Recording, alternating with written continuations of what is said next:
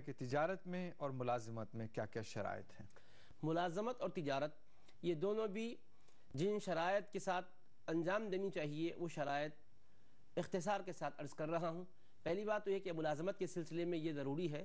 کہ اللہ تبارک و تعالیٰ کے فضل و کرم سے کسی گناہ اور معصیت کے کام میں، بغاوت اور سرکشی کے کام میں ہمارا کوئی حصہ نہیں ہونا چاہیے، ہمارا کوئی رول اور کردار نہیں ہونا چاہیے، کیونکہ اللہ پاک نے فرمایا وَتَعَاوَنُوا عَلَى الْبِرِّ وَالتَّقْوَى وَلَا تَعَاوَنُوا عَلَى الْإِثْمِ وَالْعُدْوَانِ کہ تم نیکی اور پرہیزگاری کے کام میں ایک دوسرے کا تعاون کیا کرو، گناہ اور معصیت کے کام میں، زیادتی کے کام میں ایک دوسرے کا تعاون نہ کیا کرو۔ تو معصیت اور گناہ جہاں سے فروغ پاتے ہیں یا گناہ کے لیے جہاں سے اسباب مہیا ہوتے ہیں، ویسے کاموں کو بروئے کار لانے کے لیے ملازمت اختیار کرنا یہ درست نہیں ہے۔ تعلیم کے لیے یا کوئی اور دیگر فنون کو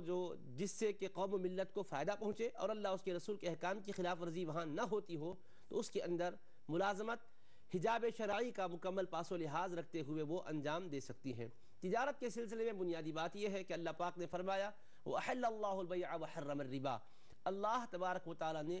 خرید و فروخت کو جائز قرار دیا ہے اور سود کو ناجائز و حرام قرار دیا ہے۔ تو سودی معاملات میں کسی قسم کا کوئی حق و حصہ نہیں ہونا چاہیے، اس میں کوئی اشتراک و تعاون نہیں ہونا چاہیے، اور ایسی چیزیں جو کہ شریعت اسلامیہ میں منع ہے، شراب ہے اور دیگر محرمات ہے، اس کی خریداری میں، اس کے فروخت کرنے میں بھی ایک بندہ مومن کو شرکت کرنے کا کوئی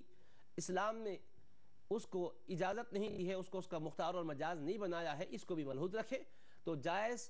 جو کاروبار ہیں، حلال جو چیزیں ہیں، جس کا خریدنا، جس کا فروخت کرنا اسلام میں منع نہیں ہے، اس میں وہ تجارت میں اپنی رقم مشغول کر سکتی ہے، اور کسی کو اپنا